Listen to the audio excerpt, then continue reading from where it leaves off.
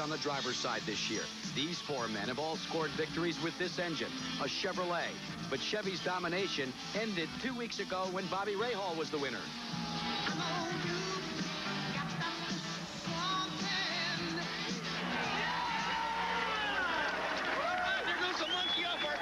It was Rahal's first win and the first for the Judd-powered Lola.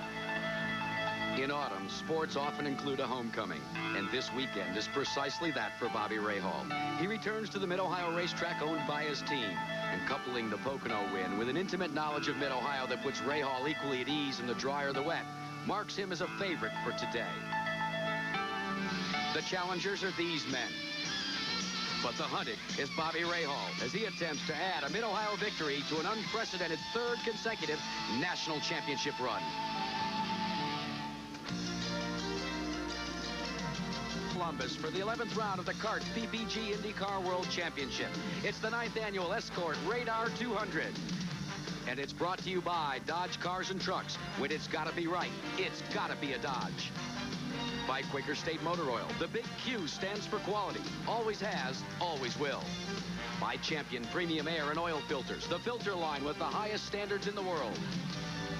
And by Budweiser, proud sponsor of the 1988 U.S. Olympic team. This Bud's for you. Well, after a parched summer in the Midwest, Mother Nature has decided to kick off the fall season with intermittent inclement weather. Hello, everyone. I'm Jack Arute, and we're here at Mid-Ohio with our annual Labor Day rendition of the Radar Escort Warning Detector 200. And the man that won the first race here, the first IndyCar race in 1980, is working with us in the booth.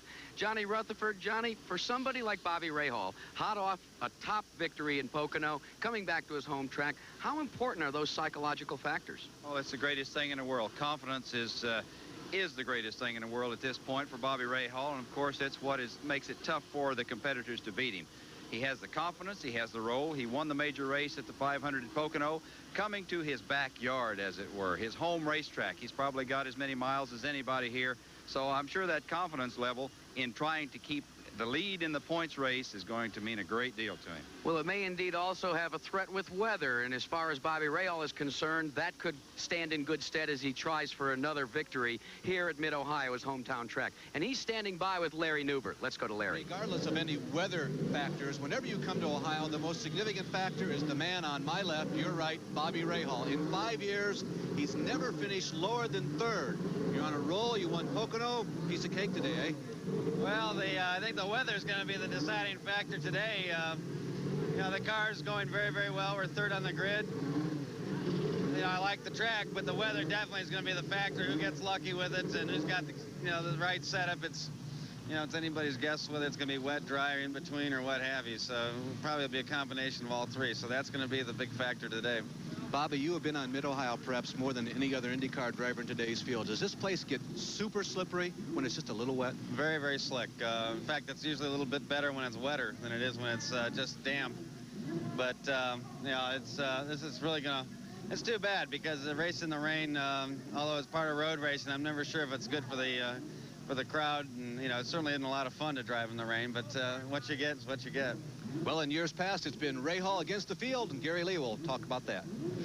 Well, one of the members of the field that will be contending for the championship today will be the driver of this car, the Kraco number 18, Michael Andretti. Now, when we talk about emotions within the stable of Bobby Rahal, the True Sports team, we have to mention once again it was announced, surprisingly so this week, that Bobby will join this team next year. He will drive for Kraco and Maury Cranes. Now, the question now being, where will Michael Andretti go? For the past 2 seasons, Michael has talked about his desire to run Formula One. But more recently, we've heard the story that Michael might join his dad, Mario, with a second car with Newman Haas. Most top-line drivers don't like to have a teammate, but Mario would love to have Michael. So the question now be, who's going to take the vacant seat with True Sports?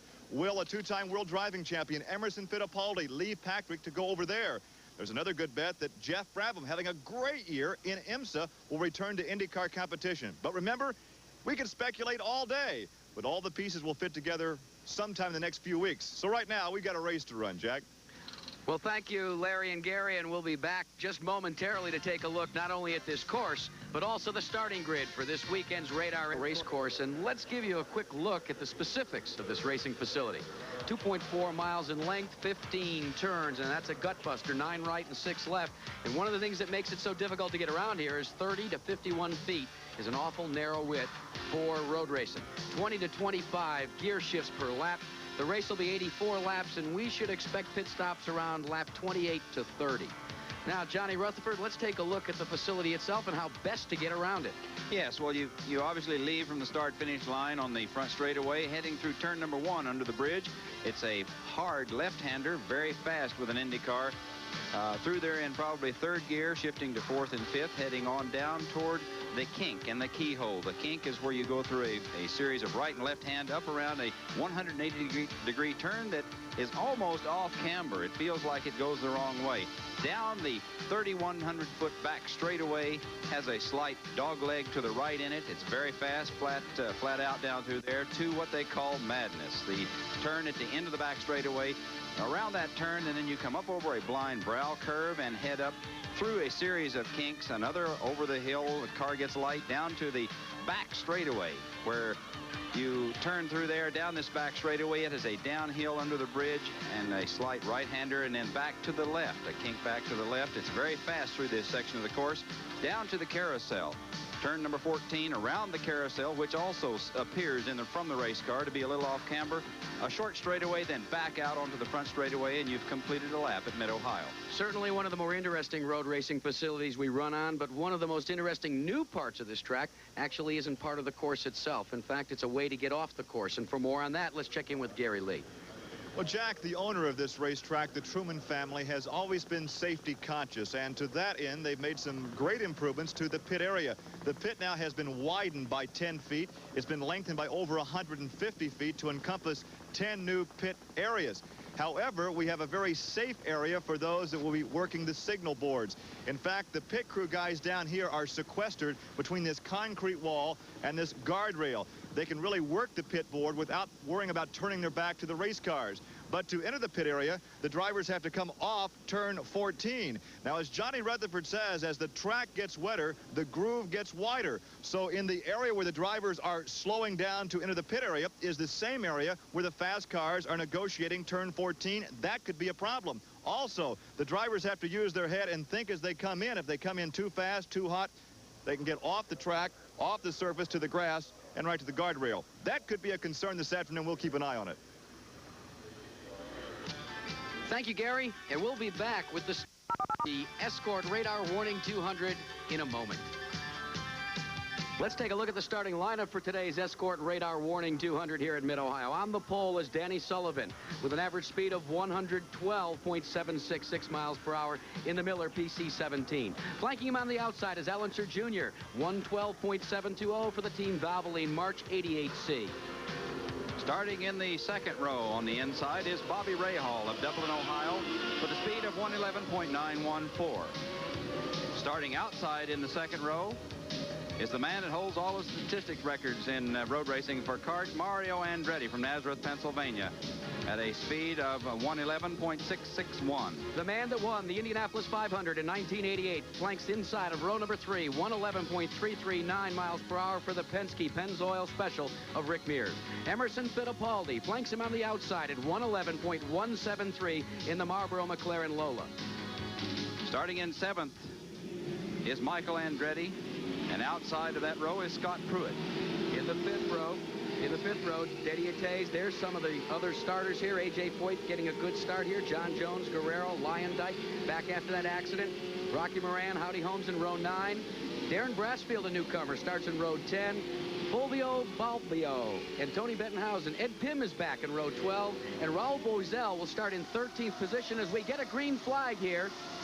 And that's an unusual start, Johnny, because they do it midway down the backstretch. Yes, they move the start-finish line from in front of the pits over there for a cleaner start. It's a little more wide open. You have the long straightaway to contend with.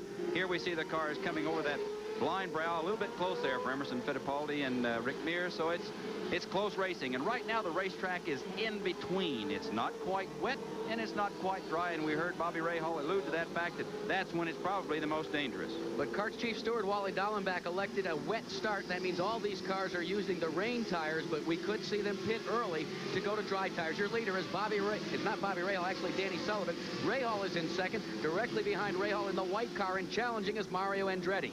Andretti takes a peek to the inside, and it looks like there's a slight advantage, at least at the present, Johnny, for Danny Sullivan, but it tends to go away as we get ready to come to the carousel portion of this racetrack. Rahal is beginning to close just a tad. Well, this is that point where it's very slippery out there, and the guys with cold tires, cold shocks, the cars ride a little bit rough. You've got to take it a little bit easy. We have a spin. Teo Bobby has spun in turn number 14. Bobby, as you can see, is resting almost in front of the entrance to pit road. The Quaker State Porsche is still running. He pulls back out on the racetrack. And in the interim, while that spin was going on, back up front, it was Mario Andretti taking over second position. Now Andretti has taken up the challenge for the lead, held by Danny Sullivan. Sullivan rounding out of the keyhole and heading down the 3,100-foot back straightaway here in Mid-Ohio. Mario is very, very good in the wet. In fact, he's probably considered to be one of the best IndyCar drivers in the wet. He has turned laps nearly as fast on some tracks in the wet as he did in the dry. There he is going for the pass, and he makes it. A real nice move, and oh, he almost loses it. He had to carry it in a lot deeper than he cared to. There's that slick part of the racetrack. The groove where you would normally run when it's dry is very slippery, and because the tires have polished the pavement, you have to move outside. You saw him slide through that slick part, push the front end, get out into that sandpapery edge, you would like to call it, where he can get some traction, and that's where you've got to run. You'll see them, as long as it's a little damp, running a little bit wider in some of the areas. Well, there was some calculated risk-taking early on in this race, and I almost kind of wonder if that was really the wise thing to do. But let's go back and look at the pass one more time. And Johnny, it looks as if he went in a little deeper, as we said, and almost lost it. He just flat out braked Danny Sullivan into the corner. There you see the front end push. It went straight for a little bit. He was heading for that outside part so he could get some traction. Well, Sterling Moss once said you only race hard enough to win. And for Mario Andretti, that's always been his technique. But it's kind of interesting to me to see him challenge this early. Could it be that he's trying to pad his lead to come in for dry tires? I think so. That's obviously that's the strategy at this point. He wants to take advantage of the way his car is working, which is obviously very good. There you saw a tear-off lens come off of his helmet. He pulled it off so he'd have a clear vision and be able, he's out front now, no more spray. He got rid of that. He's opening up a lead. Now, in the interim, as Andretti continues to lead as he rounds out of the keyhole, look at this battle. Bobby Rahal has gotten by Danny Sullivan, and directly behind Sullivan is Al Unser Jr. and Emerson Fittipaldi and Michael Andretti. A gaggle of cars there as they head down the backstretch. That is a real race right there. Now, how difficult is it to be in the front of that sort of heat going down 3,100 feet of asphalt here at Mid-Ohio, Johnny? Well, I can tell you what, being back in it is the difficult part because you get a lot of spray on your... Oh, we've got a spin. Danny Sullivan spins. Al Unser Jr., Michael Andretti is off of the racetrack. Now remember, this could cause problems for all these cars, not necessarily bending the cars up, but because of the wet we've had all weekend, it is very slick out there, and Andretti seems to be doing the best getting back out. Yes, he made it back all the way across that long expanse of grass, and he's back on the race course, getting his tires clean so he can do a little catching up. So that was incredible. That was the point where they all start racing one another, and it is very slippery out there at this point. Let's look again as they came hurtling down into the turn for Madness, and here's exactly why they call it Madness. Yeah, there you can see Sullivan locked up his brakes and spun the car. Little Al Unser spun to the inside and came back, was able to save it. Michael Andretti off in the grass, and Danny Sullivan looks like he still saved his in his motoring. Well, everybody managed to keep their poise about them and get back out on the racetrack. And there we see Al Unser Jr. and Derek Daly, along with Rick Mears, as the Penske's are continuing to run here very well. Mears now being shown in the 6th position as Michael is held down, and he is being shown in 7th. So thus far, even though it's the early going, I'm a little bit surprised at just how tough these guys are racing each other. Yeah, you know, they will. And I think let's go down to the pits to Gary Lee. He has some information on the track conditions. Well, first we checked with Steve Horn with True Sports. He said Bobby called in the radio, said the track is drying out very rapidly. He would have to stop within 10 laps to take on the dry, slick pavement tires. However, in talking with the Andretti crew, it is really the call of the driver. Now, Johnny Rutherford, as the track dries out, I would think if the track is just a little damp, it might be better for them to go to the slicks, correct? Well, some guys can handle that. I personally can't. It's a situation where I like the dries until it gets a little bit drier. But it's, I think we're going to have it. Here we'll take a look at the spin from the in-car camera. The Valvoline in-car camera in Al Unser Jr.'s car, and you can see he really is right in the middle of the fracas as they get ready to head down into madness. That right-hander, let's just take a look at what happens here. Everything looks okay thus far. At this point, you can see the contrails, vapor trails off of Sullivan's wings. That's a phenomenon that happens there. They're into a wet part. You can see how the vision of the driver gets obscured, and here we see little Al going to the inside to try to make a pass to outbreak Sullivan into the corner.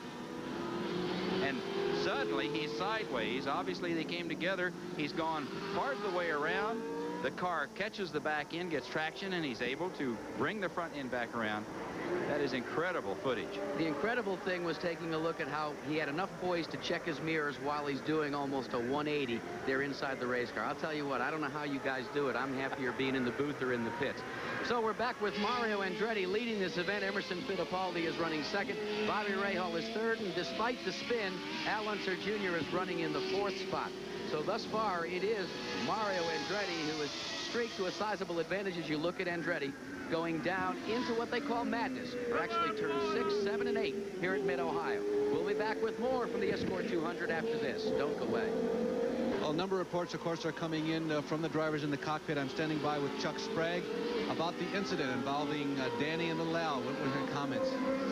Danny just said that Little Al had punted him up the back and knocked him off, that he just wanted to check over when he came by. Everything looks okay from our viewpoint. It's knocked Little Al's front wings off, so it looks like he's gotten the short end of the stick long term. At the moment, we're down in 14th trying to claw our way back up. What are his comments about track conditions? Is it very slippery or just slippery in spots? I think he's a little too busy to give us any comments because he hasn't said much besides that one report. Well, Danny Sullivan, who started on the front row, really has his work cut out for him before this first round of pit stops. And unlike stock cars in the South, Jack and Johnny, there are no caution flags to help you out. You got to drive through it. Well, that's a very good point, Larry. And in fact, as we look for a pass here for the lead, Emerson Fittipaldi again just carrying it in way deep for Mario Andretti as they go to madness. Battles on the high side, but Fittipaldi takes the lead. There's two world champions right there, Mario Andretti and Emerson Fittipaldi, both with a great deal of Formula One experience and racing in this type of weather conditions. Emerson obviously has got the better car at this point and has gone for the lead and taken it. We speculated before the last commercial break that Andretti might have been trying to build up a sizable lead so that he could come in and take on dry tires as this track continued to dry out. It may be the situation occur that they saw those people doing that, and the crew for Emerson Fittipaldi's team said, hey, turn the wick up and start to take the lead and try to do the same thing. We'll talk about that in a minute. Let's check in with Gary Lee, though. Maybe he can shed some light on that matter. Well, the two drivers that are battling for the lead right now both have private pilots, and they're having their pilots every few minutes check with the Weather Bureau. They say there's more rain coming in, so right now the strategy is, despite the fact the track is drying out, it might be advantageous right now to stop for the pavement tires. They're staying out there with the Gatorback rain tires because both pilots say more rain is coming. To roll the dice right now. Rutherford, when you started racing, I think all you needed was a mechanic with a toolbox. Now we've got to have engineers, we've got to have pilots, we've got to have all this extra stuff. And look, Michael Andretti is in the pits. Michael Andretti in the pits. They're exchanging the tires, and obviously that's got to be a result of the spin, and we have a report too that he has a problem with the front wing. Yes, it looks like he's going to the dries, and that will be interesting now to see if we do get any more weather. If we do, then he's got a serious problem because he'll have to come back in and put on a fresh set of rain tires. Is this a gamble now on their part to be the first to go to the dry tires? Well, it could be, but then again, it could be one of the smartest moves. You know, if it stays dry, then these other guys are going to have to come in, and he will already be on the dries, and he can stay out there and cruise on. So that's, we'll have to watch and see. Now, you can see as you watch the two leaders circumnavigate this racetrack, actually what we like to call the back 40 as they prepare to come up to turns 13, 14, and 15, the carousel. The track track is beginning to show those dry marks. You can see the contrast in the color, and that will heat up those rain tires in a very quick manner.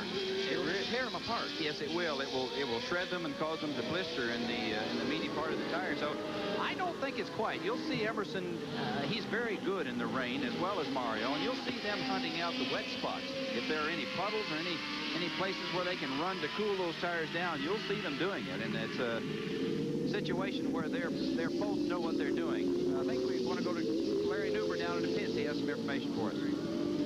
Johnny, there's a lot of work going on down here in the Al Unser Jr. pit. As you can see, the cars come in. They've already changed the 4 tires, gone from the Gatorback rain design to the slick tires for dry pavement. That's not their biggest problem.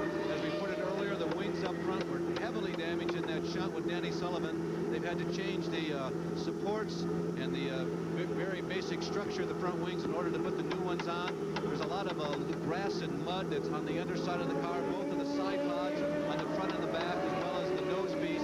They had to clean out. Extensive amount of work going on underneath the Al Unser Jr. car. Now, Al Unser Jr. needed a good finish here to really stay in the hunt for the points chase. He admitted that, said he had to, as we look from the driver's perspective. And that's difficult, Johnny, to sit there and know that somebody's working at your car and costing you valuable time. It really is. It's exasperating for you because you're very competitive at this point, and you know what it's going to take for you to maintain or to pick your way back up. So he is back out on the track now. He has a fresh set of front wings. If everything is in good shape, then you know, he's on dry tires. We'll see if it stays dry. He may be in good shape. Excellent shape. Yeah, and that's a point that we should bring up, is the fact that in most cases, if he had to come in and repair a wing, it would have been very frustrating. But in this case, he was going to eventually have to come in to put on the dries anyway. He just took the time on this pit stop to be able to do both jobs. While Unser Jr.'s had his problems, a man that continues to streak away is Emerson Fittipaldi here. Now, Fittipaldi is not over the past had that many great finishes here at Mid-Ohio, even though he's probably one of the better road racers on the kart circuit. But so far, he seems to have found the proper line, at least as this track continues to dry out. And that's good news for Emo, because, you know, Emo's had kind of an up and down year. He really came into it with a lot of expectation. And one of the things that we happened to ask Emerson just a couple of days ago is how, in essence, does a driver find the best line around this Mid-Ohio racetrack? In Mid-Ohio, you have to try to hit the apex of every corner on the right place and really to run your car on the inside as much as you can go to the inside of the corner, because it's a so narrow track. Every inch is important for a good lap time. When you only have every inch playing such a critical role, how precise must you be, John? Very precise. It can be one miscue can put you off in the grass, and as wet and as slippery and as muddy as it is out here today, I can guarantee you would slide a lot farther than you had ever thought you would, and when you get off. So Emerson is right. You've got to use every inch of the racetrack, and it's got to be just right. And there might be a wet spot in that place that you want to use, so you have to be ready for that, and these guys are the best at it. As we watch Emerson Fittipaldi, his last road course win in 1987 north of the border in Toronto, we haven't really begun to see. Oh, well, let's take a look at Raul Boesel, because he started shotgun on the field in row 13, and he's already being posted in 5th, and that's a good run. But again, it may account well because he's a former road racer, knows how to go in the wet, and the last time any of these kart guys ran in the wet was a year ago in Miami. Yes, it's you know, Raul is an extremely good sports car racer, has won the World Driving Championship in that, and he's good. His car must be performing for him well. The Domino's Pizza car, and so he's moving, and to come from dead last to 5th like that in this short a period of time says a lot for his car and his ability. Well, they've had a shuffling of that team as well. Dennis Schwann has departed Team Shearson. The Domino's people seem not to have been too affected by it as Boesel continues to hurdle there. And we take a look at a pit stop by the Quaker State Porsche. A lot of people say this has been a difficult year for Al Holbert and Teo Bobby, but Teo's renewed with the team, and they are going to the dry. So we're beginning to see the exchanges of rubber here at Mid-Ohio as the track continues to dry out. But we'll be bringing you more with the lead contingent here, continuing to be Emerson Fittipaldi, Mario Andretti, and first casualties from this race. Arie Luyendyk, who was battered and bruised so badly at Pocono just 2 short weeks ago. The report from pit road is that his feet hurt just too bad to continue here in the Escort Radar Warning Detector 200 here at Mid-Ohio. A difficult time for the highly touted guy from Holland. Yeah, it's really a shame. You know, R.A. took a tremendous crash at Pocono a few weeks ago, and it's amazing to see him even in the car. You can see how gingerly he's getting out. They're bringing over crutches for him to hobble away from the car. He just wanted to get a chance to start today and see if he could handle it, and obviously with broken heels, that's not his day. So a big cheer for R.A. Luyendyk as he heads over to take a rest. Emerson Fittipaldi, just moments ago, put Teo Fabi one lap down after the exchange of rubber. So he's continuing to set a torrid pace. And Johnny, the track is just about totally dry. So this team is going to have to consider a pit stop momentarily. They are going to have to, because the tires now will start heating up, as we discussed earlier. Mario Andretti's in the pits. He's going for the dries, getting a load of fuel. So, you know, this is going to be interesting, because if it rains again, we're going to see this whole thing all over again for the rain tires. Well, Mario Andretti may have forced the issue just a bit, because he decided to be the first to pit. Carl Haas, Tyler Alexander, and the rest of that crew saying, hey, we couldn't keep the pace with Andretti, so let's force the issue for Emerson Fittipaldi. Fittipaldi still showing the rib tires, those gator back tires, but they're going to begin to come apart, and he's going to have to come into pit road very shortly.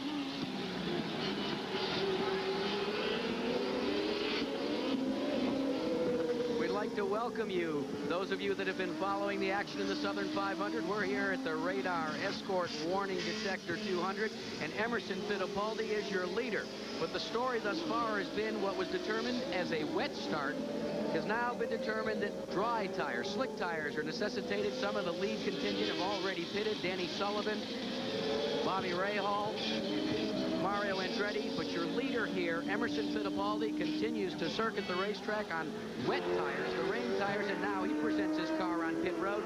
You can see him trying to go just as fast as he can to the service of the McLaren, of the Marlboro pit from the Pat Patrick Racing Team.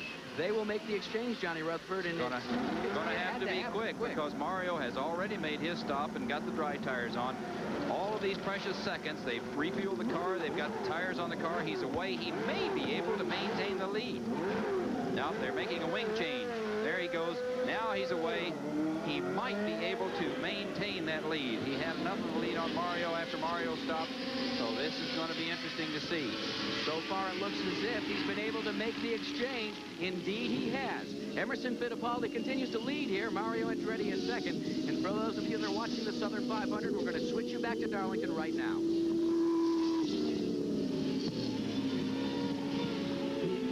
Back at Mid-Ohio, Emerson Fittipaldi is out front, but the man that has moved into second position, and we'll have to check with our pit commentators and see. I doubt it, Bobby Rahal. I may have been in error. I don't think Rahal has been in the pits yet, Johnny, to make the exchange, and he's being posted in that second position. Let's check with Larry Newber. Well, Jack, you're absolutely right. Rahal has not come in yet. The last time he came around the carousel, the crew bolted over the wall anticipating Bobby's stop, and he went zipping past, and they all kind of looked at each other and said, well, I guess not this lap. They went back over the wall, and now all eyes are anxiously peering down toward the carousel. You know, the pit road goes uphill just a little bit here. They thoroughly anticipate Bobby coming in this time around, and if so, we'll be there to call the action for you. Well, Larry, that's indeed what is happening. Bobby Rahal is presenting his car in pit road. A.J. Foyt has stalled right in Bobby Rahal's pit. Now they're pushing Foyt's car back. He is back in the pit stall where he belongs. He is out of the way, but for a few anxious moments there, he was right in the way where Bobby Rahal has to stop. Bobby comes to a stop here in the pit area. Steve Horn and crew go to work. The car goes up on the air jacks. The rain tires go off. The slick go on. Putting in the mandatory, of course, load of fuel. The very quick pit stop. A.J. Foyt is coasting incredibly slowly. Bobby steers around him and pulls away in a very rapid pit stop to change more tires. Well, if he hadn't pitted Johnny Rutherford, he probably would have inherited the lead, but he had to come in and take it. In fact, you could see on those tires, they were pretty well used up. He had to run an obstacle course getting in. He was dodging cars. There were several cars leaving at the same time he came in. There was another car coming in that he had to slow behind, and AJ's car stalled in his pit, so he's lucky to be able to get in and out that clean that quickly, and now all of the leaders are on the dry tires, and it'll be interesting now to watch what happens with the weather.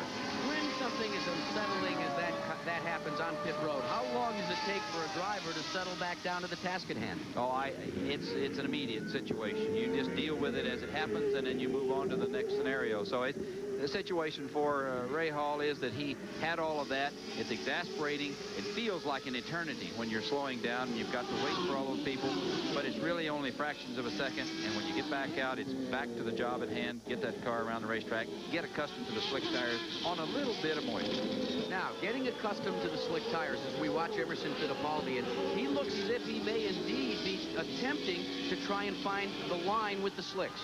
Well, yes, he has to, and now, you know, as opposed to running with the wet tires, looking for the wet spots to get in, to cool the tires down a little bit, he's looking for the dry spots. And most of the groove is dry now, it appears. There are some places where there's some moisture still lurking, but he's doing, you know, he's running the car well, he's leading, and that's what every driver dreams about, is getting out in the lead. There you can see him up high, using that. Now he cuts down the inside, so the track is drying out. Rounding out of the keyhole comes Emerson Fittipaldi, your leader, working the race traffic, trying to get around Ed Tim, who returns to the racing wars here in CART with a brand new car.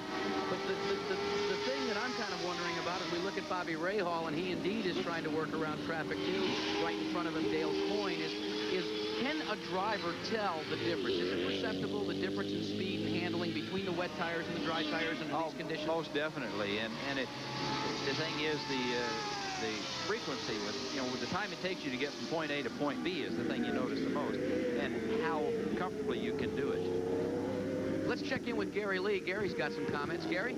Well, most of these drivers, John, are coming in simply changing the tires and taking on the fuel. However, Emerson Fittipaldi had a front wing adjustment. I checked with Jim McGee. I said, what handling characteristic was wrong with the car that you had to compensate for? He said, we're simply compensating for the dry tires. So perhaps to the layman, can you explain how that characteristic differs and why they had to make that wing adjustment? Well, I think probably what they're alluding to is the fact that on the wet tires, you don't have quite the grip. It grips better in the wet, but when you get on the dry, it doesn't want to grip quite as good. So you have to make a compensation. The dry tires on the dry grip much better in the front. And that's a technical situation between the wet tires and the dry tires, but that's what it boils down to. And so they were just kind of making some fudge factor there and saying, okay, when we go to the dries, let's put a little front wing in it, and maybe that'll solve the whole problem and make the big picture look good. Larry Newber, you've got some additional information on tires. Yeah, Jack, once the track begins to dry out, those wet tires wear out very quickly. Now, here's the tires that just came off the front of A.J. Foyt's car. You can see the rubber beginning to peel up on each of the treads. They go rapidly once the track gets dry, and that's why it's so important that once the track gets dried out, they get these tires off. If the driver does not have an opportunity to come into the pits rapidly, he has to seek out the wet places on the racetrack to race until he can come into the pit area and get these changed. Well, there are very few, in fact, precious few wet spots left on this racetrack here in Mid-Ohio, and it's dry, it's fast, and your leader continues to be Emerson Fittipaldi. Mario Andretti is second, Bobby Rahal third, and Raul Boesel, a very precarious spin by number 23, the Fulvio Balbio car from Monte Carlo, and they just got it pulled out of the way, and especially with limited visibility, I don't think I'd want to be sitting in that car. That's a real bad spot, of course, and if you are in a group of cars and you can't see, you could let it swing wide and you know, not even know he was there and clip the nose of that car, and it would be a problem. Well, you come up over, as we look at Emerson Fittipaldi, he just came up over that ridge, and your visibility is very limited there. You've really got to be careful. Add the precipitation here and the slipping and sliding these cars are doing, and for the drivers coming up over that crest and then seeing that action, it could make your heart pause a couple of beats. Yeah, it could skip a beat or two, I can assure you. It is very slippery on this brow, and when it's dry, you actually come over that. You can come over it hard enough to make the car get very light and get some wheel spin.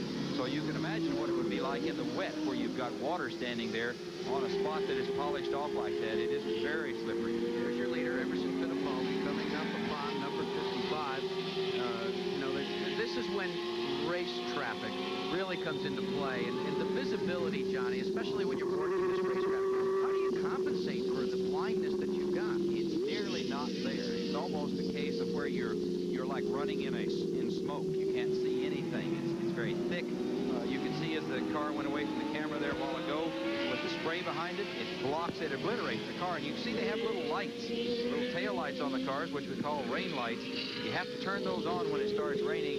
And when you can see see how the spray gets on that. It's very, very dense, very heavy. You can't even see that light. So it's a situation where you've really got to be on your toes, and you drive your own race in your own race car. That's about all you can do. Howdy Holmes got his car back started again. The Jimmy Mitchell special from the Alex Morales stable, and Emerson Fittipaldi passes him once again like he did several laps back. Fittipaldi has really slowed the pace down, especially in the madness portion of this course. He is really picking and choosing his line. And we notice the line is moved back out again. Back out to that sandpaper edge where the cars don't run.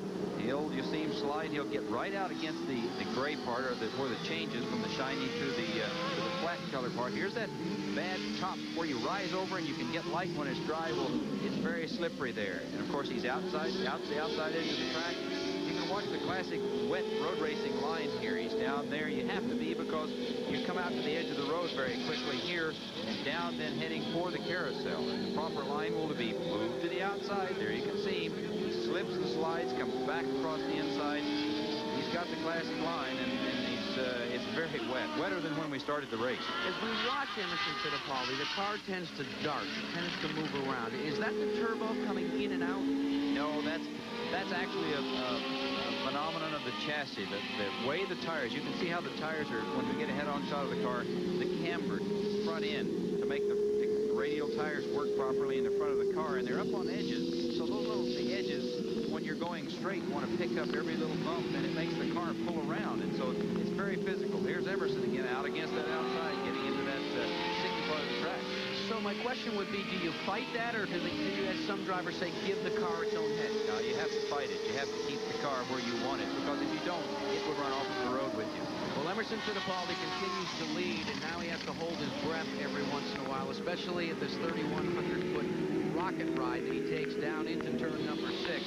And there he's a very classic example of visibility. We could barely tell that was Mario Andretti. Just got a glimpse of the number in a white car, and that spray absolutely disappears. So you can imagine what it would be like running within 2 or 3 car lengths behind him at speed. Well, also for Andretti, directly in front of him is Derek Daly in the Raynor special. And, you know, for Andretti, he's got a lot of poise, a lot of years. And, you know, he's got to be a little bit careful, because he's being shown in the 3rd position. For more on Mario Andretti and his situation, here's Gary Lee. Well, I can assure you it is not pleasant down here. We had the umbrella talking with Carl Haas, the car owner, but because we were in the way of scoring, they couldn't see the track. They said, lose the umbrella. So here we stand out in the race. And Carl, you're taking all the time to make all these notes, and Mother Nature is washing all the notes away. That's the way it looks, yeah. You obviously are not in contact with your driver right now, but for those that are, what is Mario saying about strategy right now with the weather conditions? Well, we're just... I don't know if you have any real strategy. You try and keep everything on the road. Earlier on in the dry, our car wasn't handling too well, but we'll just see how it develops. The weather is falling, so... But realistically, if the car was not handling all that well in the dry, this could, in the long run, be an advantage to you guys. Well, not right now, no. Well, obviously, a slight smile, but they're not real happy in the Andretti pit crew. Larry, what's it like down at your end?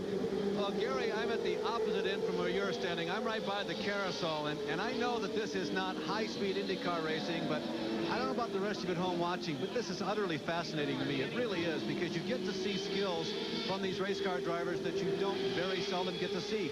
Who can really stand on the gas and get the most out of their machines on wet conditions like we have here? And Johnny, I want to ask you about this. It's much more an intellectual game than it is a physical or an athletic game. We see all kinds of different lines, different types of tactics being employed as they come around this carousel, and parts of this racetrack, particularly here in the carousel, become so slow the drivers are comfortable enough to take at least one hand off of the steering wheel here and wipe the fog out from underneath their visor as they come around this corner. So it's much more mental than it is physical, isn't it? Who told you that? Not true, eh? Listen, you ought to take a ride in one of those things and try to keep it on that gray part out there instead of the green part, and it gets to be pretty dicey, and it's very physical. Not to contradict you that much, but it is. Well, your leader here is the Marlboro car with Emerson Fittipaldi, but guess what? It's starting to clear one more So we may be back to dry tires before this thing is over. CFA football is in full bloom here during the autumn months. The next event Thursday, the Texas Longhorns versus the BYU Cougars, live at 8 p.m. Eastern. Plan to be with us as the Longhorns open the season against one of their toughest opponents when they meet the Cougars. Both teams finished in their respective conferences last year, and Johnny, they've got the skill and the experience that need to take them right to the top. And talking about skill and experience, this guy needed some today. A.J. Foyt has spun. And that's the same place that Bellavio spun a while ago, so it's very slick there. You know, this whole racetrack. Now we're hitting sunshine, and it's going to change again, so it's going to get interesting. Don't go away. A lot of concern a couple of weeks ago, and you relieved A.J. Foyt at Michigan with his bruised kidney, and they were very concerned about him. You've had a chance to talk to A.J. He's in fine fettle now. Yes, he's a racer. You know, A.J. likes to race, and he's 53 years old. You know, and people keep telling him, you know, A.J., you ought to quit, you ought to retire. And he says, no, when I want to, I'll retire. And I think that's great. That's the same way I feel about it. You know, I'm trying to put something together, and I'm going to get it done and want to go racing. Richard Petty once said, when it stops being fun, I'll get out of the race car. And I think that's the same for a guy like A.J. Foyt. A fellow that's having a lot of fun today is Bobby Rahal. You know, Rahal is still being posted in second position. We've alluded to the fact that he has so many miles here on this home course. And in the wet, in the dry, you need to rely on your experience, certainly more in the wet. And it's been a tumultuous week for Bobby Rahal with the announcement that he was leaving the Budweiser True Sports team. For the first time in his racing career, he's going to drive for someone else. Bob Jenkins, one of our colleagues from the Southern 500, had a chance to visit and examine the whole question about Rahal. Newspaper accounts of the switch played on the emotions of both sides, implying there was bad blood between Rahal and True Sports co-owner Steve Horn, and between Andretti and Craco owner Maury Cranes. Was there a personal conflict with Steve or anybody else in True Sports? No, I mean, somehow that got out, or somebody, you know, I don't even know, because I think at Elkhart Lake, somebody, or at, not Elkhart, but Michigan, somebody said something to me, and I said, no, absolutely not. Do you have any changed feelings because of this toward the Craco team? No, not at all. You know, I mean, we're separating, but we're still friends, and, you know, I have no problem. You know, the morale is still the same. I'm going to go out and drive the same these next 5 races. I'm going to give it all I have. You know, I'm not going to have any hard feelings against Craco at all. With the Mid-Ohio race this weekend, it was business as usual on Wednesday for both teams. True Sports preparing their Judd-powered Lola at their shops just outside Columbus, Ohio, and the Craco team with Andretti driving his Cosworth-powered Lola on a road course for the first time at Memphis Motorsports Park in Tennessee. Although he leads points, Rahal has been frustrated all season because of the Judd's lack of horsepower. The chance of a Chevy, which has been the dominant force in IndyCar racing this year, caused the switch. I felt that for me to even have an opportunity of having that I had to make the change. Otherwise, it would not happen here. That was made very clear to me. It seems that one of Bobby's main reasons for switching was the possibility of a Chevy engine next year. Do you see that happening for Craco? Well, we're keeping our fingers crossed. I think right now the Chevy engine is definitely the engine to have. It's more competitive at the moment. Do you think the Judd is going to be just as good as the Chevy? I think right now we're within 2 or 3% of a Chevrolet in terms of pure horsepower. We made a decision, I think, which is, again, I'll reiterate it, a long-term decision, a 3-year decision to have control of our own destiny with engines. Chevrolet have done a tremendous job, I think, with their program, but if I join them, I only become another runner. We're looking for dominance, and I really believe we'll achieve that. Has Bobby made a mistake, in your opinion? Yes.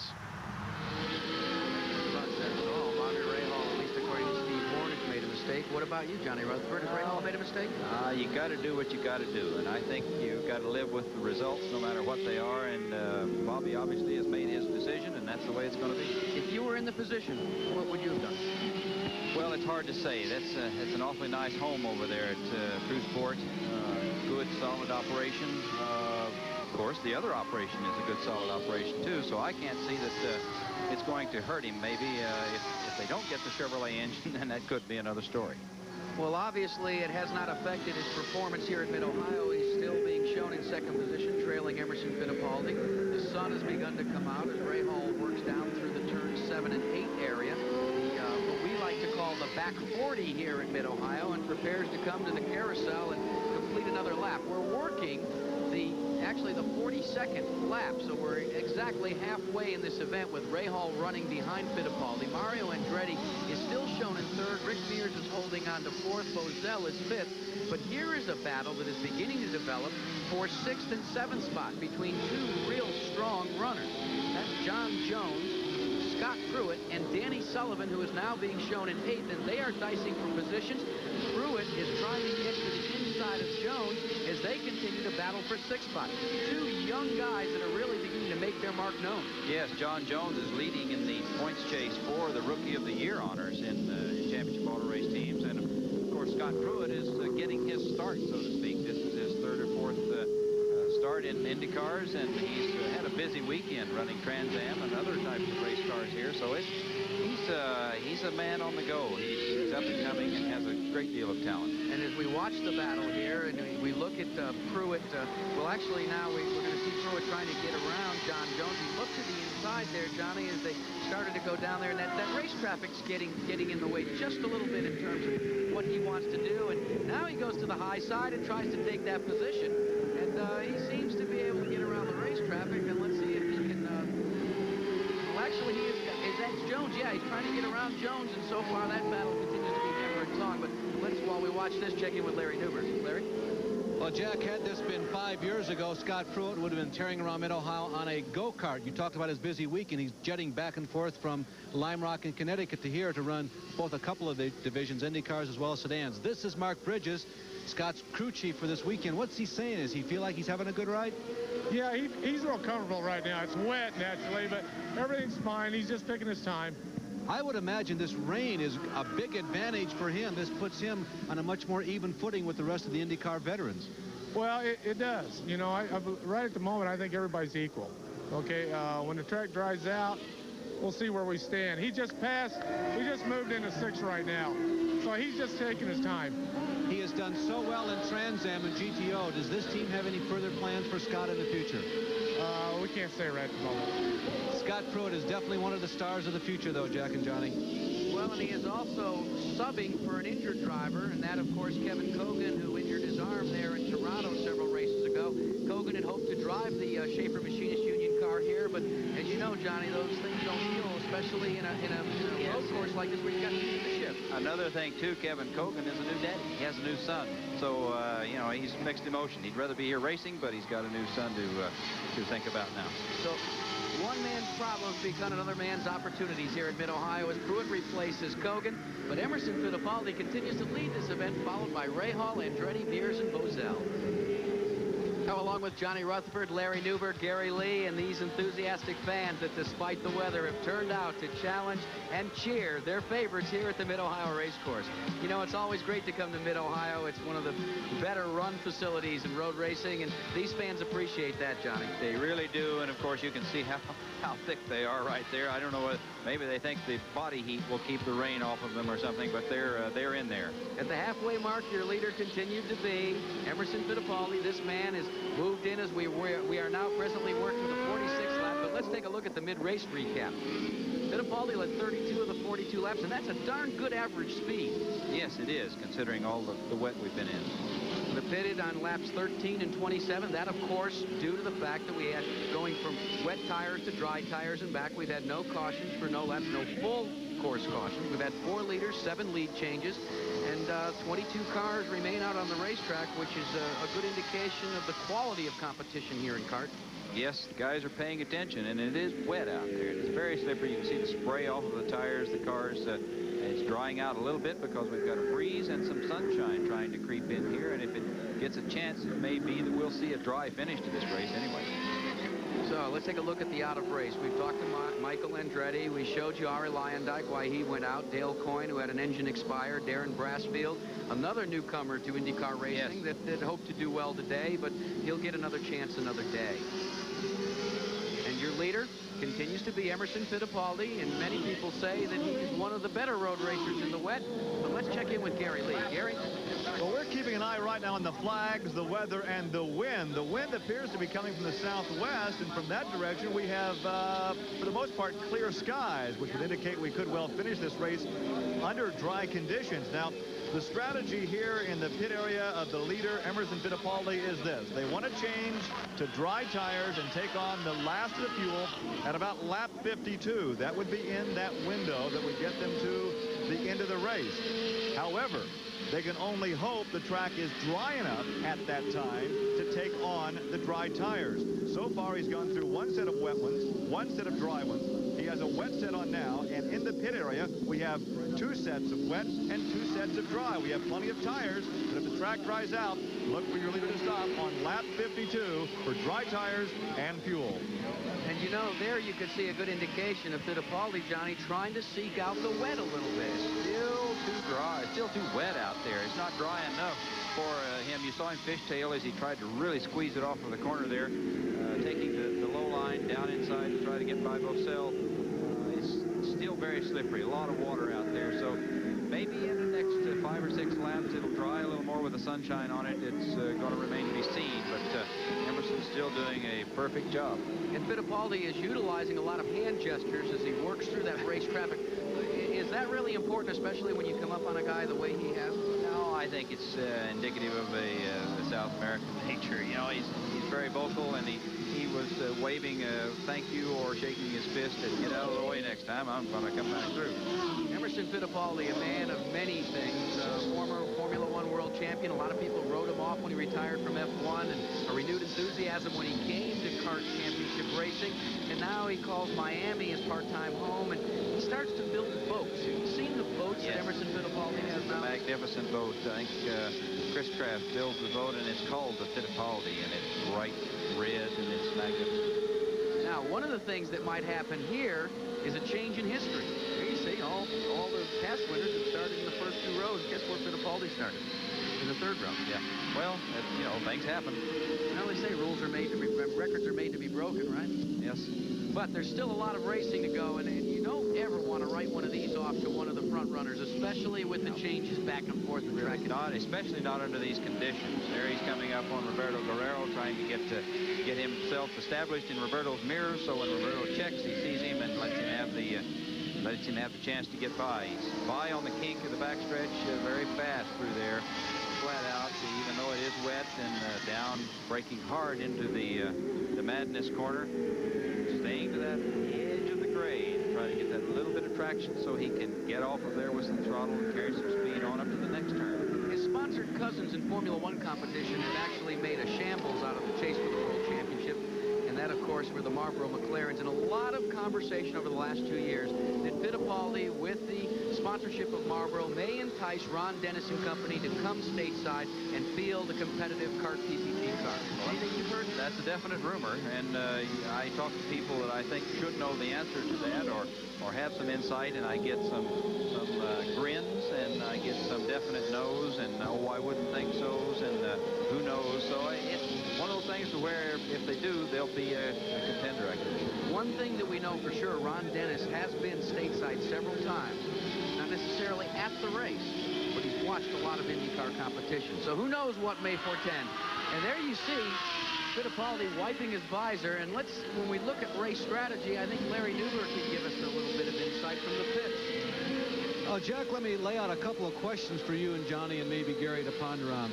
Down here at this end of the pits, the Penske people say that they're going a little further than the 52 laps for their next pit stop, which could well be their final fuel stop. They say, maybe 56, 57, maybe as many as lap number 58. However, right now the sun is shining brightly. Nobody expects the rest of this race to run with a wet track. They are all anticipating they're going to have to change to slicks if this bright sun stays out and the sky stays blue. But they don't think the track will be dry by the time this first round of pit stops come in. So what do you do? When you come in, if the track is partially wet, do you change to the dry tires and wait for the track to come to you? Or do you stay on the rain tires and then make a second pit stop later when the track dries out? The question is, which will cost you more time? What do you think? Well, I think it'll cost you more time if you don't change, because you've got to come back in and make that 4-tire change to the dries again, or to the wets, or from the wets to the dries. So, you know, the situation with the fuel and them being able to go a little longer, I would think you're not running as hard, using as much throttle in the wets, so you're conserving a little fuel. So that's why they're able to go, I think, the extra few laps in order to stretch the situation.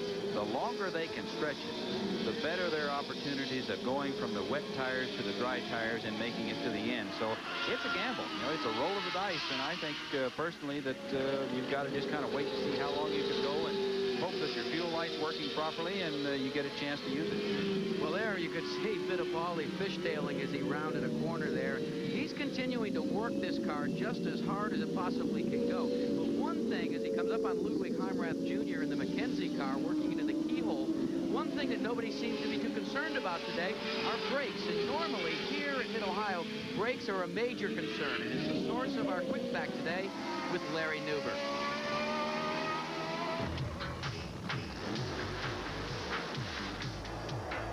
This quick fact is brought to you by Quaker State Motor Oil. The big Q stands for quality. Always has, always will. This device is illegal in kart on an oval. It's a brake duct designed to keep the front brakes cool. Now, it's not required on a road course, but it's just about mandatory if you want the brakes to go all the way to the distance. Now, the cars do have four-wheel brakes, but obviously most of the attention on a road course is here in the front end. Those brake ducts may take many, many different shapes and sizes on an Indianapolis car in the pits. It's not the only precaution you can make also to keep the brakes cool. The brake pads get a lot of extra attention. These are the carbon fiber-based brake pads rather than the old copper and asbestos type. Also, the rotors on the inside are ventilated. Now, the optimum operating temperature for brakes during a race is between 460 and maybe 660 degrees. But still, despite all those factors, the most important factor continues to be the driver's right foot. And that right foot is getting a workout today, maybe not necessarily getting hard on the brakes, but feathering the brakes, using the accelerator, trying to make it work to your advantage. The sun is popping through one more time here at Mid-Ohio, so we could be shuffling the deck again with rain tires and slicks. Fittipaldi, Rahal, Andretti, Mayer. Back here at Mid-Ohio, the sun has come out, and you're beginning to see the track continuing to dry, but your leader is as he's been for quite some time, both on slick tires and now on rain tires, Emerson Fittipaldi.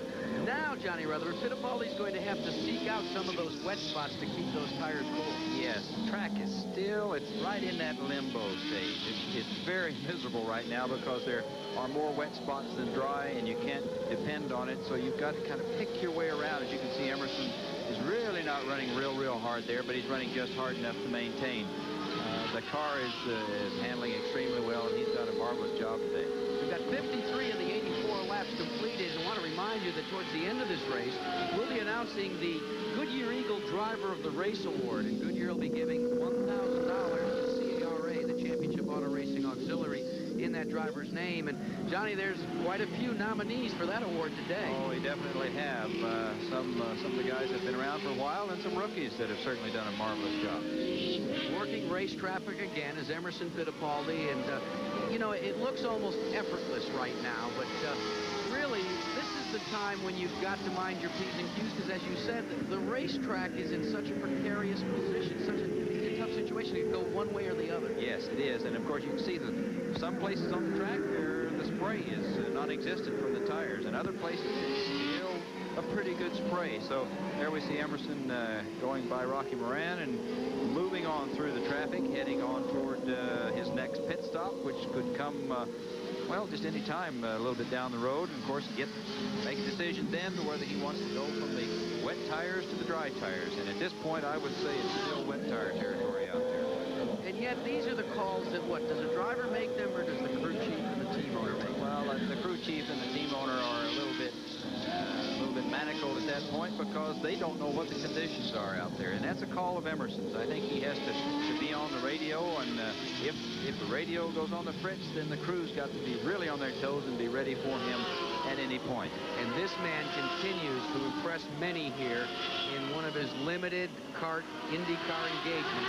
subbing for Kevin Kogan. Scott Pruitt is showing well, absolutely the maturity of a veteran as he works the facility here and the different conditions. And, you know, he's moved up into 5th position. He's gotten around Bozell. And this is a great run for this young man. A winner in the International Race of Champions at Riverside, California this year. And he had hoped that his IROC performances would maybe get him some attention on a national level. And it seems that maybe it has. Well, he's doing it, as we've said, a stellar job in that car. There he gets, he gets a little dicey there. He's trying to make a move. And oh, that wasn't dicey. He got cut off by Heimrath. He really did. And we'll see now what happens, who moves where. If Heimrath goes to the outside, there you can see Bozell moving on the inside. This is a battle for actually for 5th position, people. And look at Bozell, and they are side by side as they work the crescent brown. Yeah, that was a bump. Bump, and he got into the fence. That's a shame. It's Scott Pruitt touched the front of Bozell's car. They came together, and it threw him out of control, and he went right straight into the Armco on the side. I don't know whether he's pinned in there. It doesn't look like it. He is starting to scramble, trying to get out of the car. Obviously his feet are not pinned. The safety people are there. Local people are right there at the moment. Let's take a look at what happened here as it was coming into Madness, again working race traffic, and the man that took the advantage actually was Bozell. Bozell got a little crossways there, well, Scott... Yes, you can see right there. They bump, and it turns him offline. He goes across into the grass, loses control, bang, sudden stop. That's got to be a frustration for Scott Pruitt. There he's out of the car, walking away, in good shape, so... and this will bring out a full course yellow. But the question I've got for you, Johnny Rutherford, is if the track conditions were dry all weekend, would the same have happened? Probably not. Probably not, because that is still one of the wetter parts of the course. We can see the car slipping and sliding.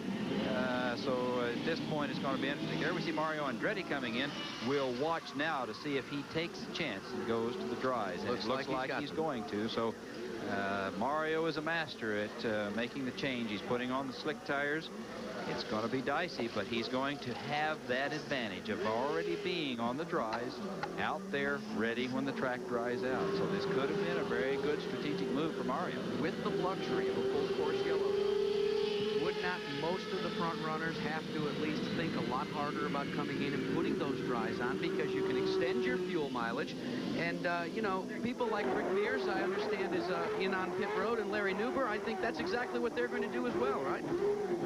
Jack, he absolutely is. Rick Mears comes to a stop, and there was no question, no hesitation. The slicks went on.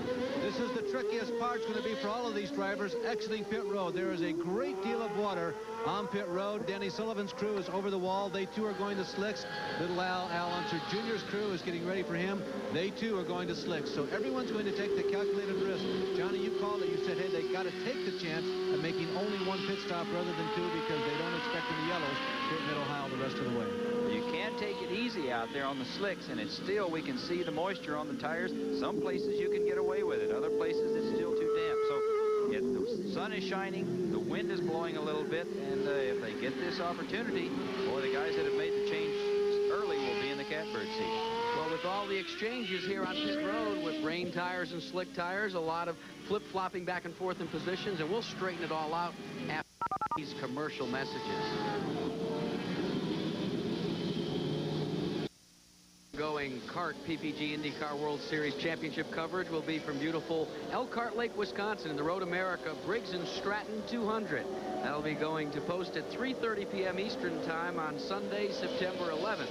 So plan to be with us, as we certainly have one of the tightest races for the championship battle here, as we've gone back to green flag activity, and Mario Andretti has appropriated the lead with 59 laps completed of the 84 scheduled today. And this is all indicative of what took place during that full course caution when Andretti, Johnny Rutherford, elected to be the first man on pit road. Yes, he came in, put on the dry tires, and we can see the track is drying, and Mario there shown leading the race with Emerson Fittipaldi, who has led most of the day in second. And Fittipaldi had a very lucky, close escape on pit road. We'll tell you about that in a couple of moments. Mears is in third position. Rahal has dropped back to fourth after stalling. In fifth is Teo Fabi. A good run for Fabi after some problems.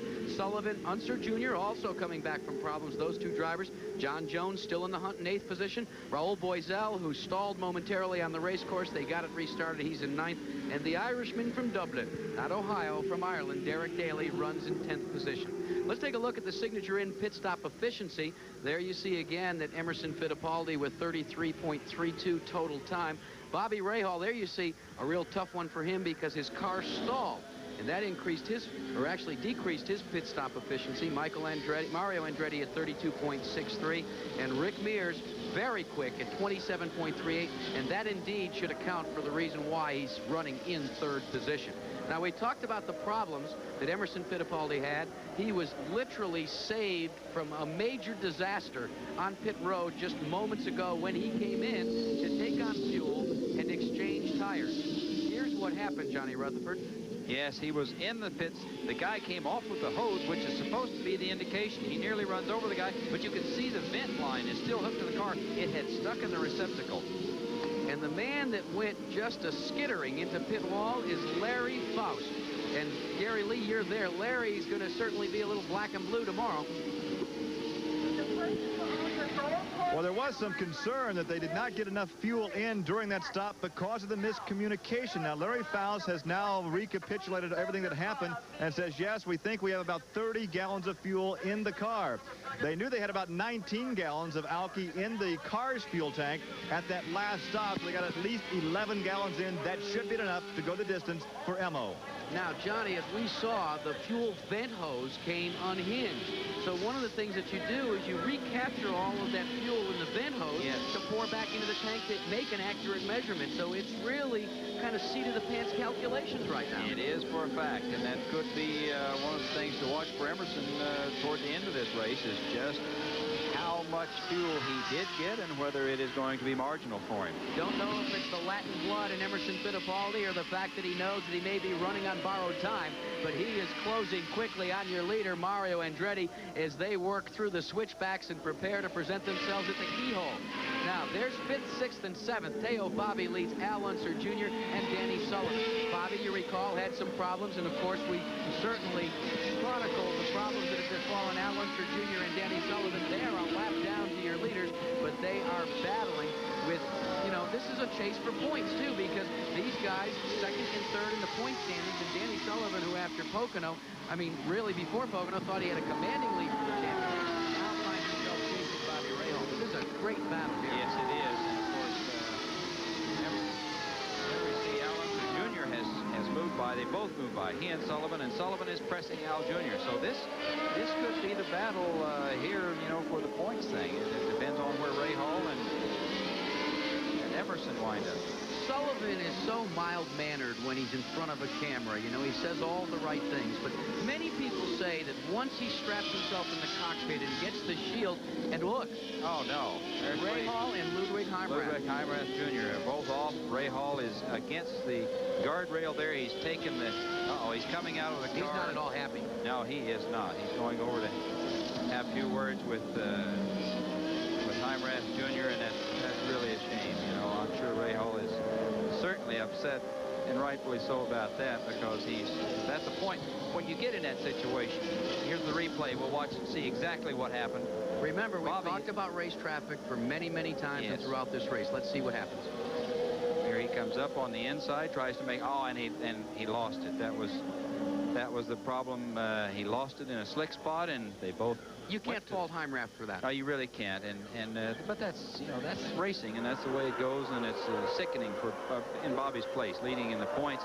Now he's obviously going to lose that position to one of the other guys. And should anyone speculate that with the change of teams that Bobby Rahal would give anything less than 100%? No, 110. I think this display shows that it's more like 120. Yes, he is very upset, and it's a shame for both guys. Now this makes the battle for 5th, 6th, and actually 5th, 6th, and 7th that much more important right now between the lap cars of Al Unser Jr. specifically and Danny Sullivan, because there aren't a lot of points separating those three guys. And with Rahal, and I'm sure by now they've seen Rahal up against the wheel fence, they've got to be thinking about points. Oh yes, wheels start grinding and turning, and you start thinking about the situation, and you've got to put yourself in the best spot. And of course, you don't want to wind up like that, so you've got to make all of the right moves.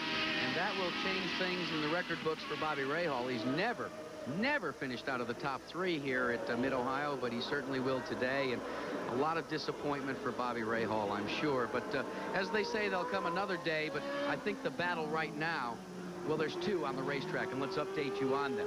This one here, of course, is Mario Andretti and Emerson Fittipaldi, and then the battle that we've accounted for, Al Unser Jr. and Danny Sullivan.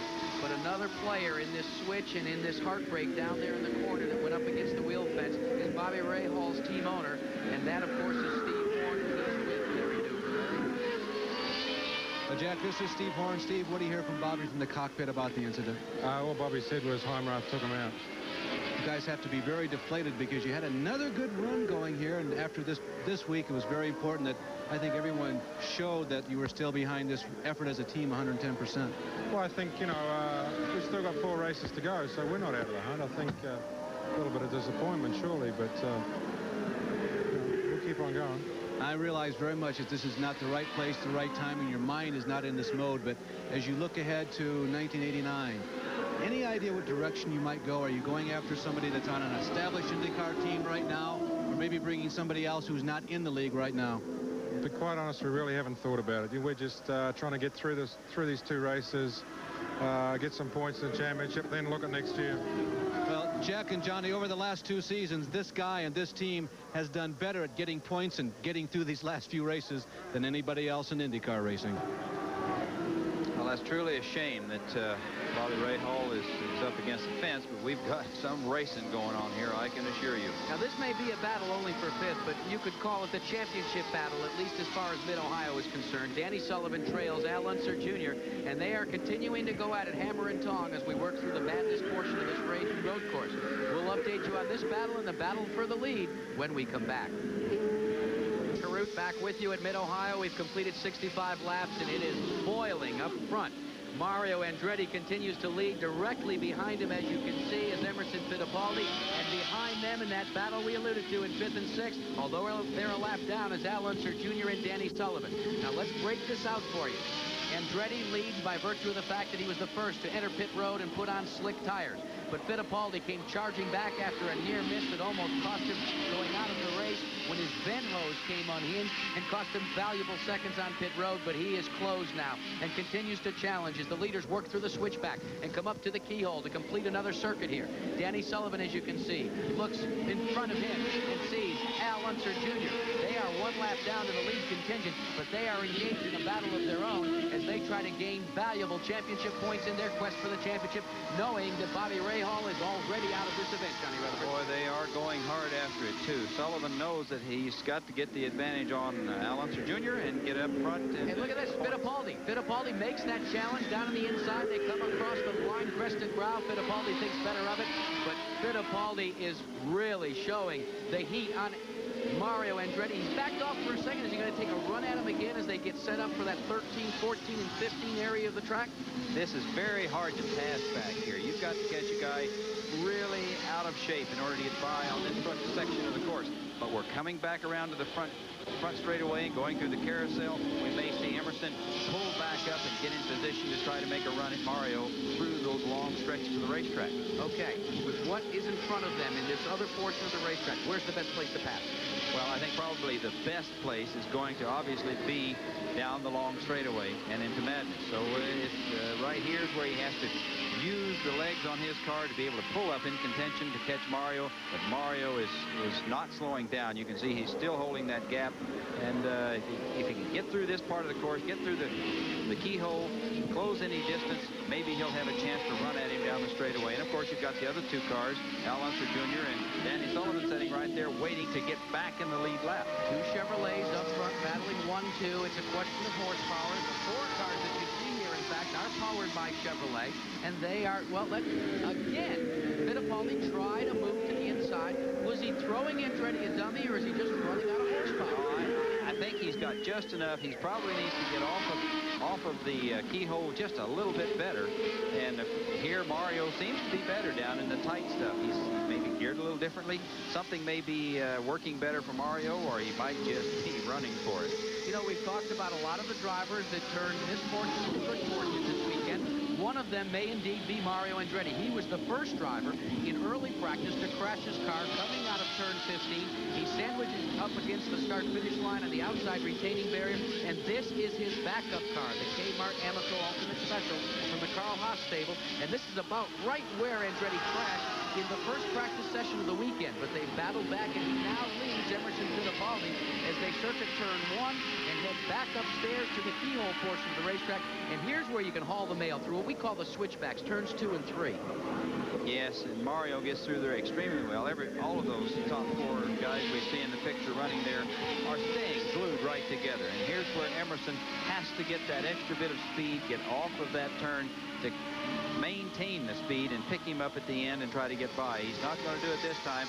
Mario is there. He's still pushing. So that last half of the straightaway, Emo is able to close up, but it's not quite enough. You can't see it in the picture, but there is a slight kink. And it's almost as if when Emerson Fittipaldi hits that kink area on the backstretch, he gains a little bit of an advantage, maybe a hundredth of a second. That's very hard to say because that kink is so subtle. It's just a dog leg to the right. But here you can see they're all 4 under a blanket, and it's an interesting race. The man that's been following the fortunes of Emerson Fittipaldi from pit road is Gary Lee. Gary, you've got a comment. Well, a comment, in fact, Jack, on both Emo and on Mario. You'll recall earlier that Carl Haas said the car was not handling all that well before they went to the rain tires the second time. When they made that tire change, they made some adjustments to Mario's front wings. Mario has not made any indication since then if, in fact, that corrected the handling difficulty. Now, according to the Emo camp, he has always been able to use that Chevrolet horsepower to run somebody down, then outbrake them. He can't do that now because Andretti also has the Chevrolet. So it's a dogfight between 2 former world champions, both with the same chassis and both the same power plant. Well, now let's see as they work down the 3,100-foot backstretch one more time if Emerson Fittipaldi may have just a slight advantage as he continues the assault. This time he tries the outside. No, he still can't quite. That's the closest he's been so far, and he's making a move. He is going around on the outside. He gets to the edge of the grass, makes the move. Fantastic drive by Emerson Fittipaldi, going by Mario Andretti. That was artistic. There's no other word for it. No, that was a perfect textbook, picture book pass. Let's take a look one more time at this pass. It was not telegraphed. It was just a case of being in the right place and painting the perfect picture for a pass. It was incredible. I think he had watched Mario trying to close that door on the inside. He took a chance and went to the outside, used that sandpaper edge of the track to get by and made a perfect pass. So Emerson Fittipaldi is reappropriated the front position from Mario Andretti. Andretti drops back to second. Now, in the meantime, the fellows that have had the best view of all this action are continuing their own battle directly behind these 2 cars. The battle, as we said, 1 lap off the lead pace, but a battle for championship points. The 4th car in your picture is Danny Sullivan. Directly in front of him is Al Unser Jr. Sullivan in the Miller American Special. Unser Jr. in the Valvoline Special, and they are battling for championship points. And as I was about to say several laps ago, Danny Sullivan so calm, cool, and collected when he slaps down the visor and is all alone in a race car. Many say he has one of the better killer instincts in racing. And another man that can do likewise is Al Unser Jr. And he's beginning to climb all over Mario Andretti, and that will be costly to Andretti in his chase for Fittipaldi. Well, there he made the move, but didn't quite get the job done.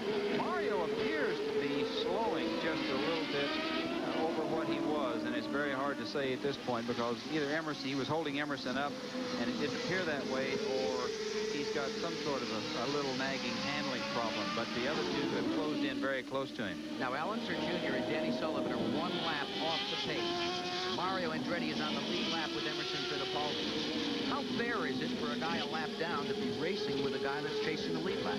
Well, racing's racing, and obviously they want to get back in the lead. If something were to happen to those 2 lead cars, that would leave Little Al sitting there in the right spot, and Sullivan as well. So, you know, you just go out and race, and you don't jeopardize your position or your situation at this stage of the game. When it gets a little later in the race, we're liable to see some real action here. Now, we've been alluding to the fact of how close this points chase is. Danny Sullivan, if the race should end in its present set of circumstances, with Sullivan trailing Al Unser Jr., he would have a 1-point lead over Little Al in the points battle. That's a difference of one pole position point for Danny Sullivan. So this is really going to go right down to Miami, I'm sure. And there again, Mario Andretti went very, very wide. Al Unser Jr. got the advantage. They come across the blind crested brow, and Unser Jr.'s on his way, and now Danny Sullivan's going to try. And it seems quite obvious now that Mario has either backed out of the throttle or maybe, just maybe, the handles have gone away just a bit. I think it's probably a handling situation. Mario's not the guy to get out of the throttle and let somebody by, and he knows that he's got to give somebody a chance, and I'm sure we'll see Sullivan get by him here if he sits there in the mirrors very much longer. So Mario Andretti, I would say, has got a handling problem at this point. Maybe just a little bit. Doesn't take much. You know, these cars are so finicky that if you get one little bitty thing out of sync, it can really give you grief. And so he may have just that one little bitty thing. If Sullivan gets by, he's going to have to maintain to charge up there. Well, the championship chase is coming to full boil, as well as the chase for victory here in Mid-Ohio. So don't go away, because there's plenty of racing left. We've completed 72 of the 84 with Fittipaldi in front, Andretti second, Mears, Unser Jr. and Sullivan with Johnny Rutherford, Larry Newber, and Gary Lee. And your leader is Emerson Fittipaldi, who just climbed the ladder and took the lead away in a great move from Mario Andretti, who was dropped back to second. In third is this man, Rick Mears. Not one of the best road racers in racing, but he says, hey, I want to prove that I'm a good road racer. He's driven a very conservative race. He is holding on to third position, and standing by is his car owner, Roger Penske. Let's go check in with him on pit road. Well, Jack, we're watching intensely. Roger's keeping track of Rick each lap. We're watching for Rick to come around, trying to maintain a constant speed, maintaining the performance of the race car. And as soon as Roger radios to Rick what the results of that last lap, we'll have a chance to talk to Roger and find out what their strategy is from here and whether or not they got a shot. How about it, Roger? Any chance to catch the leaders? Well, we weren't really up in the front there on that restart, and part of that's what caught Bobby Rahal getting in the middle of that traffic. We're sitting third. You know, it's a points race, so we got to take what we can get. I don't know what's going to happen up there, but with 8 or 9 laps to go, I think we got to be pretty happy where we are. So at this point, a third would be good for today, particularly considering the conditions, eh? Well, it'd be great for us. We just want to finish both cars. Okay, Danny Sullivan continues to run out there also, although Danny in that early race shunt, remember, lost a lap, which he has never been able to make up, despite the overall yellow flag. He never made up that lap that he lost. One of the things, Johnny Rutherford, that we were alluding to before the interview with Roger Penske is that Rick Mears for many years has been touted solely as an oval track expert. And what people forget is a lot of that was accounted for the fact that when he crashed so badly at Montreal, we really didn't have as many road races as we have now. So that his learning curve wasn't as strong because his feet were hurting for so long. But in talking to Rick Mears this year, he said, look, I want to prove to people that I'm equally adept at road racing as I am at oval track racing. And now that he's fully healed, it seems to be coming to the front that he is indeed one of the better road racers. Well, yes, Rick has always, in my estimation, been an excellent road racer. He had the misfortune of the accident in Canada that just nearly crushed both feet.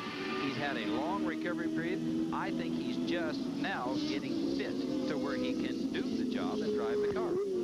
Well, I'll tell you one great thing about Rick Mears, too. He took delivery last week of a brand new 27-foot fishing boat. And he was telling me before the start of the race that with that new Sea Ray that he's kind of tried to get his mind back to racing after he and Roger and the rest of the crew down there in Bakersfield took it out for 3 days and just went fishing. Sure that's not a distraction?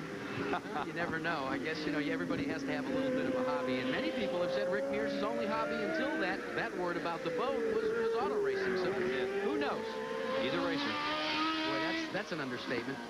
This is a racer as well, ladies and gentlemen. Emerson Fittipaldi, who, in my mind, made what has to be one of the most brilliant and excellent moves that I have seen in road racing, in IndyCar competition, in many a year, as he took the lead away from Mario Andretti several laps to go. And, you know, for Emerson, until this race, you know, he'd never led a lap here. And now look what he's doing. So for Fittipaldi, certainly the learning curve has gotten better, even if he never led a lap. Like this year, the Marlboro Lola is a 1987 car, and after the first thing here, we feel like we don't have enough downforce in the car. I was very fast down on the straight compared to Danny. I followed Danny, but on the downhill corners where the car gets very light. They don't have traction, they don't have grip. Traction and grip this afternoon, though, and I wonder, was the rain a blessing maybe in disguise for them while they're hunting for the right setup?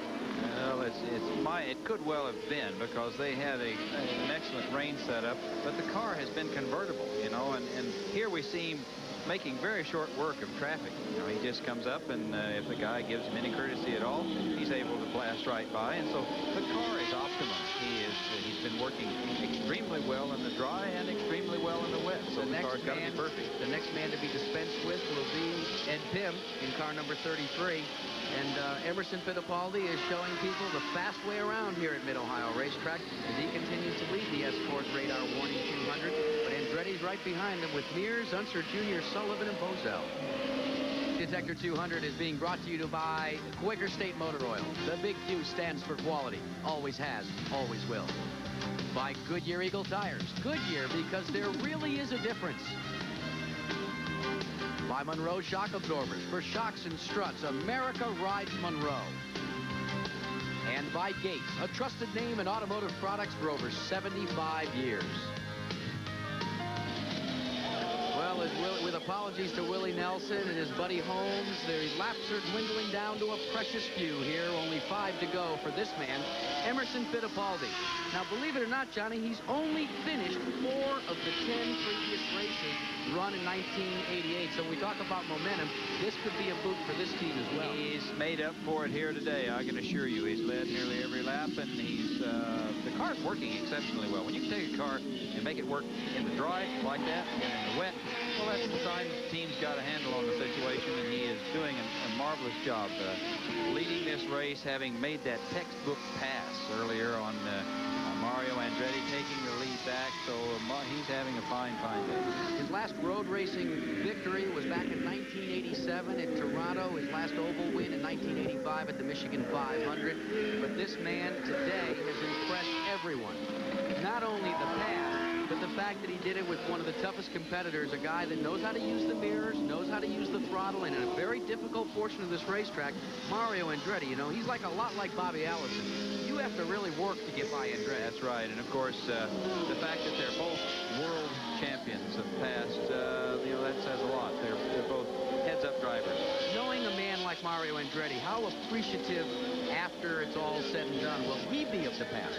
He will acknowledge the fact that he was put upon down there by a master, I'm sure, because Emerson just did it like you're supposed to do. Not to be redundant, but it certainly was reminiscent of a Rembrandt standing at an easel. The way Emerson Fittipaldi took the lead away from Mario Andretti. Now, there is Al Unser Jr. Now, he has begun to lengthen his distance, although he's 1 lap down to Emerson Fittipaldi over his rival, Danny Sullivan. That battle has gone away as well, but this will be for naught for the Valvoline entry, because despite the fact that he is directly behind the leader and being shown in the 4th position, the way things are going now, actually unofficial reports would put Danny Sullivan at the top of the points chase. There's Unser being shown in 4th place, and he's really bringing that car out quite well. Yes, Al Unser Jr. has been standing on the gas, as they say. He's closed up to a very close distance behind Emerson Fittipaldi, but it's, I'm afraid, going to be for naught. He would like to get back in the lead lap, and that's the way you do it on an oval. Road course, you'd have to have a full course yellow so he can take advantage of a caution. We're down to the very last laps, and he's just pushing. I'm sure he's showing that he can do that job. Remember, at the beginning of the show, we talked about parity.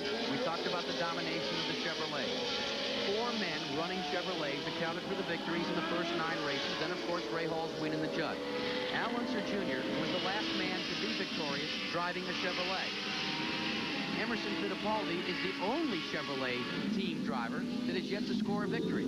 So it could be 5 for 5 for Chevrolet and 1 for Judd. If Fittipaldi can hold on to the remaining 2 laps and score his first victory of 1988. This is where we're getting down, Jackie, to that situation that he had back in the pits a little bit earlier today on his last pit stop, whether or not he in fact did get enough fuel in the car to go the distance. It's going to show up here any minute if he's having a problem. Now, is there anything that you as a driver can do? You to maybe try and ensure that you have a little bit more fuel than under normal circumstances. He certainly is no longer feeling the hot breath of Mario Andretti. I'm sure he knows that Al Unser Jr. is a lap down to him.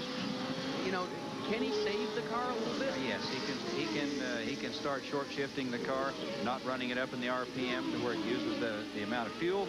And the best thing I think for him to do right now would be to pull over and let little Al get by and just kind of coast to the finish with these few laps left.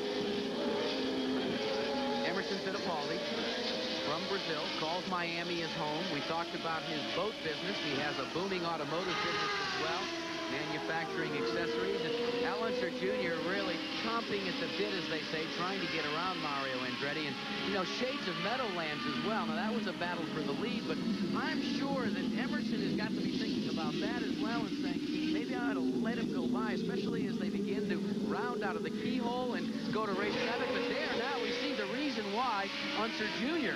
is trying to get around Emerson Fittipaldi. It's because of this man, Danny Sullivan. Where did he come from? Well, he didn't fall out of an airplane and just land there. I can assure you he has moved and used the muscle of that Chevrolet and pulled into position. And listen to this. That last lap, Danny Sullivan turned a 109-mile-per-hour lap. By 2 miles per hour, the fastest lap of the race.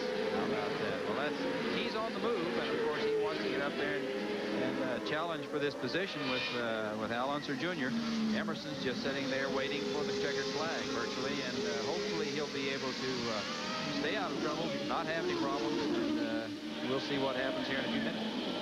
So Danny Sullivan all over the back deck lid of the Valvoline car from the Rick Gallis stable, being piloted by Al Unser Jr. In the meantime, Emerson Fittipaldi not being challenged for position, but being challenged by fuel consumption, continues out of turn number 15 and takes the checkered flag. He is the winner of the race today. Sullivan will have to settle for 5th position. Unser Jr. 4th. Rick Mears hangs on for 3rd, and Mario Andretti will take 2nd.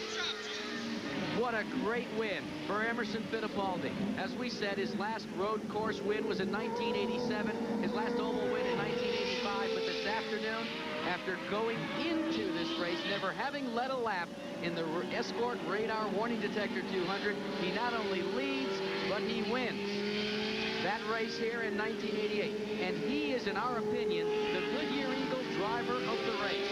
Emerson Fittipaldi. So Goodyear will be sending a check for $1,000 in his name to Kara. It will be from a very good driver to a very good cause. And that's a good pick. Yes, I think so. Emerson did a marvelous job. Showed his prowess in the wet and the dry, and the team did a marvelous effort putting the car together, making it work that well for him, and he's happy, waving at everybody, and that's the cool-off lap when you've taken the checkered is, you know, it's a shot of adrenaline. For Emerson Fittipaldi, that thumbs-up signal is always indicative of true happiness for that Latin-bred individual with the long hair that, boy, I tell you, I'd like to be in as good a shape at his age when I'm his age. And, you know, his spirit has been rekindled as he takes the congratulations of those around him. And the crowd has been very appreciative of this run here today as well. And a great run for Pat Patrick, Chip Ganassi, and the rest of the Patrick Racing stable. This is a well-needed and much-deserved win for them. So Fittipaldi comes home victorious here in Mid-Ohio to score his first victory. Andretti 2nd, Mears 3rd, Unser Jr. 4th.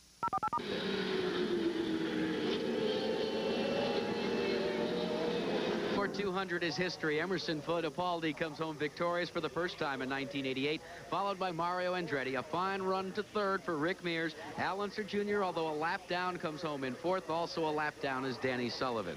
The Winner's Circle interview today is brought to you by Goodyear Tires. Goodyear, because there really is a difference. Let's go to Goodyear Winner's Circle now, and Gary Lee. Gary?